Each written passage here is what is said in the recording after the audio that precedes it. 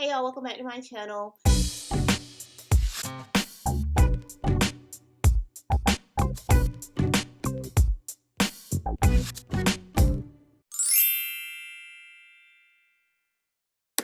So today I wanted to talk about a big expense that I had recently, and I wanted to do this video just to show you all my thought process as far as making the best decision for my money and going through all of my options. So we're going to start this video off with a little story time. So this story time is going to include one of the biggest regrets that I have with my money. I guess the mistake is really actually not having a savings account, but it does involve a car. So back in 2015, I was fresh out of college and I bought a car. So this car cost $8,000, but the car was only worth $5,500. A few months later, this car needed a new engine. And if I would have just gotten a new engine for that vehicle, then that car probably would have went up in value by $1,000 and I would only be $7,500 in the hole with this vehicle. But what I ended up doing, I ended up asking people, like, what should I do in this situation? I've never been in this situation before.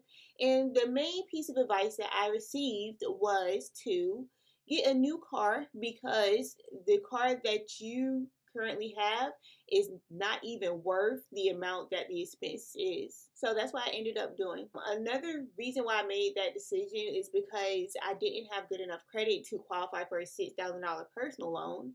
And then I didn't have a savings account to just pay the $6,000. So I ended up buying a new car that cost $17,000. And then on top of that, I still had to pay the $8,000 that I owed on that car I just got a few months ago. And then a few months later, because with the new car, it depreciates in value as soon as you drive off the lot. So that car was only worth $9,500 a few months later. So altogether, I ended up being $15,500 in the hole, which is twice as much than if I would have just gotten a new engine. So these are one of the situations where it's best to think for yourself and, of course, have a savings account. But it's best to think for yourself and consider all your options before you make such a big decision about your money, especially when it comes to so much money. So now, fast forward to July 2020. If you look at my net worth videos, you know that I bought one of my siblings a car. So in July, that car needed a new engine. So this time, since I had made that mistake back in 2015, I really wanted to sit down and think of all of the options. So, of course, the first option that I had was just to get rid of the car. So the car cost $5,000 to purchase. My sibling has paid down about $400 so far. So that means if we got rid of that car, I would just lose $4,600. Wasn't really trying to do that. So the second option that I had was to just go ahead and pay for the repair of the vehicle and then sell it.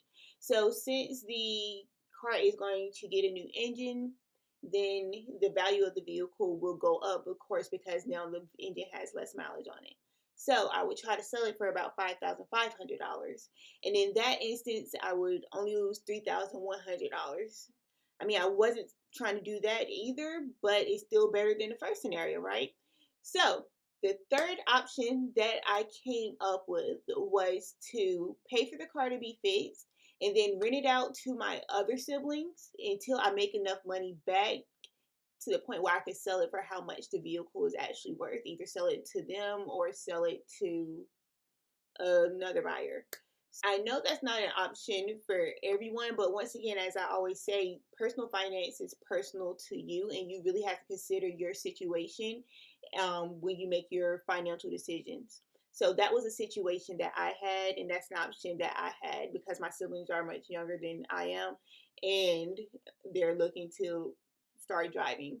So that's an option that I had. The fourth option was to repair the vehicle and get my sibling to just pay me back everything as far as how much it costs to repair the vehicle and then also, of course, the balance that's owed on the vehicle.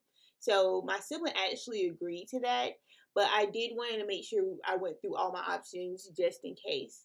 But yeah, so I just wanted to go over that with you all just to give you an idea of how I would think something through before I actually made such a huge money decision.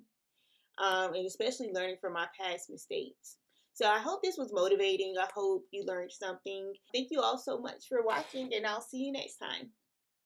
Hey y'all, real quick, if you find any of my videos motivating or inspiring, please share it to your family and friends so they can be motivated and inspired to achieve their financial goals as well.